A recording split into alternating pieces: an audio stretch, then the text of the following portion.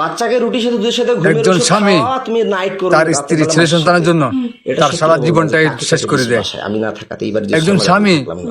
তোমাকে অফিসের বকার কাজে জন্য তারা কি সবাই মিলে গেম এই খেলে 6 মাসের জন্য যদি বাইরে যায়, তুমি বানাও তাহলে তোমাকে তার কয়বার স্ত্রী করছি, যদি সত্যিটা বলো। সন্তানকে ঘুমের ওষুধ খাওয়াইয়ে সম্প্রতি পরকীয়া সামাজিক লিপ্ত হয়, মাধ্যম এই ফেসবুকে জারগাজ্জির জারুনিরে ভিডিও ভাইরাল কি করা হয়। যায়? ভিডিওতে দেখা আপনারা যায় ভিডিওটা একটু স্বামী দেখেন, 6 মাস অফিসের দেখার পর কাজে ঘরের সুন্দর বাইরে কমেন্ট করবেন ছিলেন।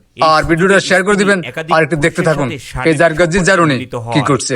তো তোমার পাশে কয়দিন দিছে বলো?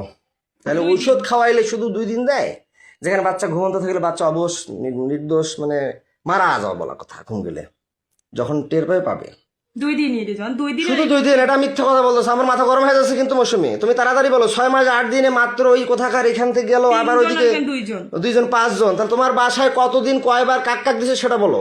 2 দিন 2 বার করে 4 বার দুজনকেই।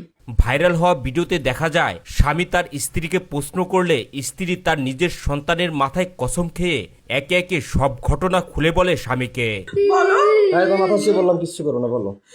আমি রিহাবে থাকার পরে 6 মাস 8 দিন ছিলাম না, স্কুলে কাক কাক দিছিল বলো।